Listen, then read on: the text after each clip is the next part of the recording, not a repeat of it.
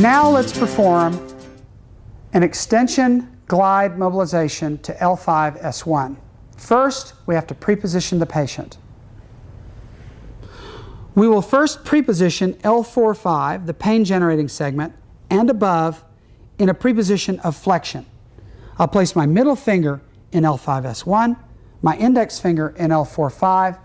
I reach under the patient, and now I'm going to curl her shoulders down towards her hips to create flexion in L4-5, but not L5 S1.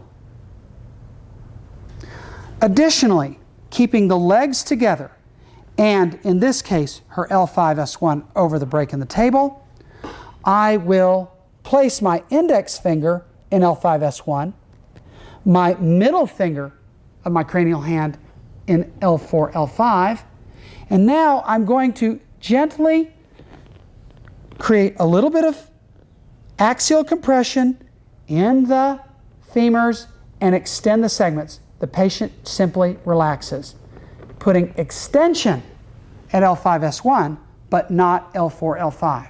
If you have any doubts, you can always go back and add a little more flexion to the cranial segment L4 L5.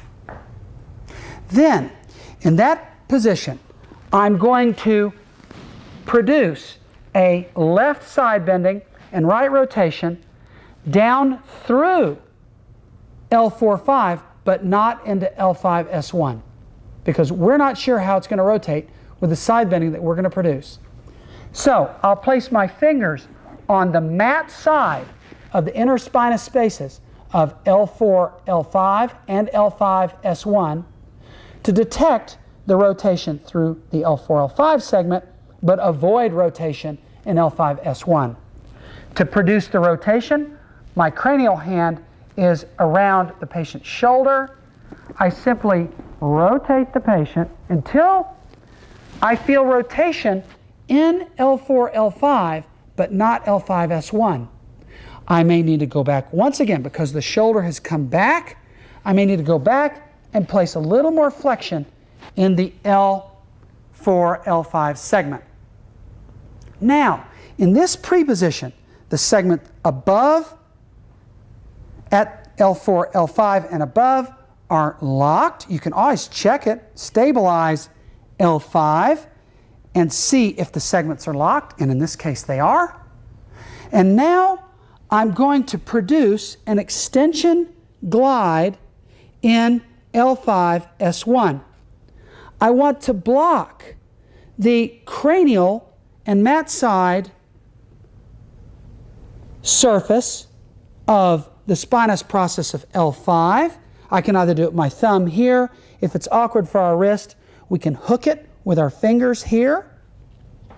And now I can either stand somewhat cranial to the pelvis, reach over the greater trochanter to the ischial tuberosity of the patient, and with my forearm oriented in a cranial, somewhat lateral, and somewhat ventral position, I can pull the innominate, the pelvis, in that direction, creating that glide in that same direction of the S1 articular process on the L5 articular process.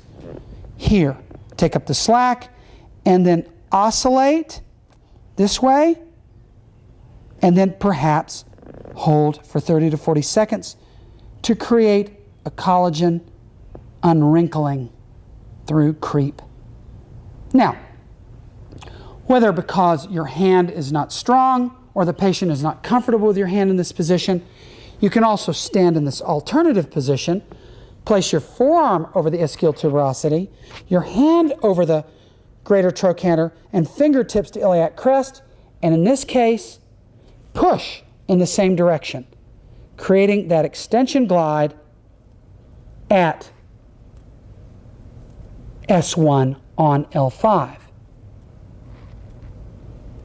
Still another alternative is to use your hand to the ischial tuberosity and push this way. Again, we're using subtle side bending to produce an extension glide on the sky side L5 S1 here. We will once again produce 5 to 7 repetitions of 30 to 40 seconds of holding. Afterwards, we'll return the patient to neutral and then retest their joint, their segmental mobility tests to see if we've made an improvement. We will also produce the same mobilization on, in this case, her left side, so we ensure total segmental extension at L5 S1.